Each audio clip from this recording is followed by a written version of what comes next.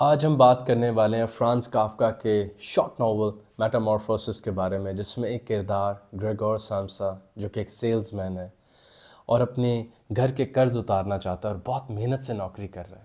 وہ ایک صبح اٹھتا ہے اور دیکھتا ہے اپنے ہاتھوں کو، وہ تبدیل ہو چکے ہیں، میٹامورفوسس ہو چکا ہے، وہ کاکروچ بن چکا ہے۔ اور کاکروچ بننے کے اس چھوٹے سے ناول میں جو پیغام ہے کافکا کا، وہ جدید انسان کے لیے کیا ہے، آج ہم اس کے اوپر بات کریں گے۔ سب سے بڑا پیغام تو یہ ہے کہ فرانز کافکا خصوصاً مذہبی لوگوں سے پوچھ رہا ہے کہ انسان کا ظاہر کیا اس کے باطن جیسا نہیں ہونا چاہیے؟ ہاں، اس کا باطن اب کاکروچ جیسا تھا تو ظاہر پر عیاں ہو گیا ہے۔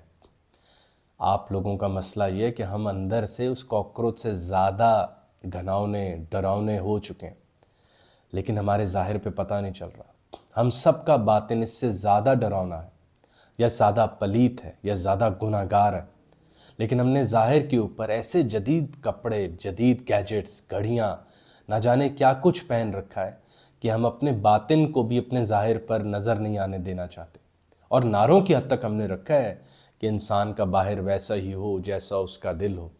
گریگور سیمسا کا باطن اس کے ظاہر میں نظر آ گیا کہ وہ اب ایک کاکروچ بن چکا ہے۔ کاکروچ کیا ہوتا ہے؟ ایک ان اپریشیٹڈ بینگ، ایک مزریبل بینگ، جس کا سروائیول تو بہت اچھا ہوتا ہے، جیسے کہ آپ کا میرا ہے۔ جدید دور میں کیپٹلزم سب سے بڑا نعرہ یہی بیچتا ہے کہ اب کوئی بھوکا تو نہیں سوچتا، دیکھو کوالٹی آف لائف کیسی بہتر ہے۔ لیکن وہ یہ نہیں جانتا کہ کوالٹی آف لائف کے مطابق، خصوصاً سروائیول آف لائف کے مطابق، کاکروچ کئی سب سے قدیم ترین سپیشی کے طور پہ انسانوں کے ساتھ ہے، مگر ان اپریشیٹڈ۔ اس گریگور سیمسا کی کوئی تعریف نہیں کرتا تھا۔ تعریف نہ کرنے کی وجہ سے کیا ہوتا ہے کہ آپ اپنے اندر سے اگلی ہونے لگ پڑتے ہیں۔ ہم نے تعریف نہ ہونے کے لیے کئی چیزیں تو ڈھونڈ لی ہیں کہ خوشبو لگا لی، میک اپ کر لیا، گھڑی پہن لی، مگر باطن گلنے سڑنے لگ جاتا ہے۔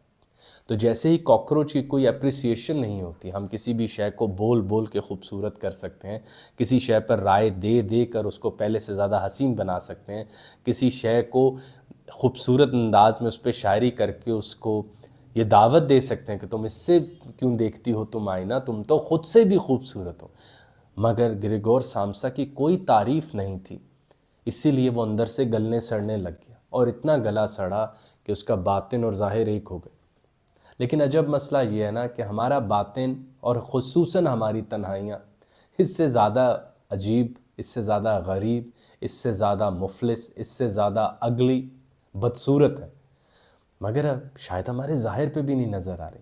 شاید ہمارا باطن اتنا کڑوا ہو چکا ہے کہ اب وہ ظاہر پر نظر آنے کے بھی لائق نہیں رہا۔ تو گریگور سیمسا شاید اس سوسائٹی کا واحد آنسٹ آدمی تھا جس کا ظاہر و باطن ایک ہو گئے تھے، لیکن ہمارا نہیں ہو پا رہے۔ اگر ہم آگے چلیں تو دوسری حیرانی کی بات یہ کہ وہ اٹھتے ہی اس فکر میں چلا جاتا ہے کہ اب میں نوکری پر کیسے جاؤں گا۔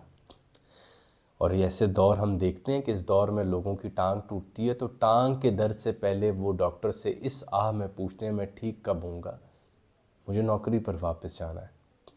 کسی بھی بیماری کی صورت میں ہم سب سے پہلے ڈاکٹر سے پوچھتے ہیں ڈاکٹر صاحب میں ٹھیک کب ہوں گا، مجھے واپس دفتر جانا ہے۔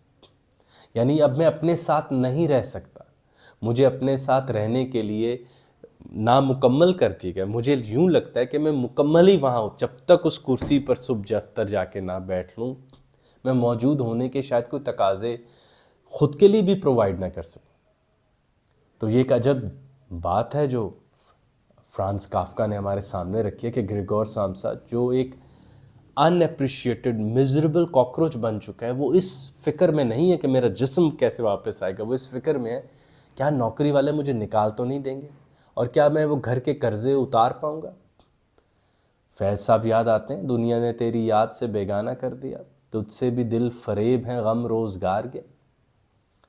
کہ وہ اس بات کی فکر ہی نہیں کر پا رہا کہ یار میں تو اب دیکھنے کے لائق نہیں رہا، وہ کہہ رہے میں تو نوکری کے لائق نہیں رہا۔ I earn therefore I am, I work therefore I am۔ اور پچھلے دنوں جو جاوید صاحب نے کہا I crawl therefore I am، بھائی ہم تو بس رینگتے رونگتے ہی ہیں، تو مان لو کہ ہم انسان ہیں۔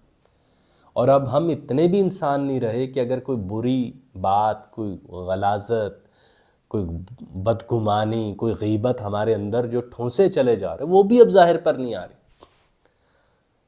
تو بس یہ اب اس دور سے ہم گزر رہے ہیں، اور اب کیا کہا جا سکتا ہے. سب سے عجب بات یہ بھی ہے کہ گریگور سامسا نے بتایا کہ وہ وہی کانشیسنس ہے، وہ وہی شعور ہے، وہ اپنا نام پہچان رہا ہے، بہن کا، ماں باپ کا نام لے پا رہا ہے، مگر نہیں. اب ہم جسم ہے بھائی، اب ہم شعور نہیں ہیں، اور روح تو کسی صورت نہیں ہے، ایسا ساتھ بھی نہیں. بھائی تم اتنے ہی ہو جتنا تم جسم ہو. کاش تم اس جسم میں ہوتے، ہم تمہیں مان لیتے تم گریگور سامسا ہو، مگر یہ کاکروچ کے اندر سے گریگور سامسا کی آوازیں کیوں آ رہی ہیں؟